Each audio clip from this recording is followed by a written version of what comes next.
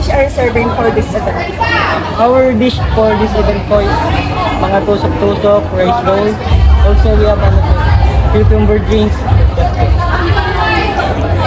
How do you ensure food is fresh and safe? We will ensure na safe po kasi nakasuit po kami ng pang FBS. Mga pang-clean. Tsaka yung mga gamit po ito, in-ensure namin na malinis. What makes your food unique for concert viewers?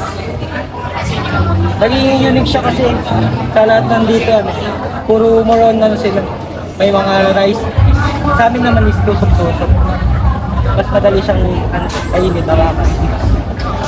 Thank you po.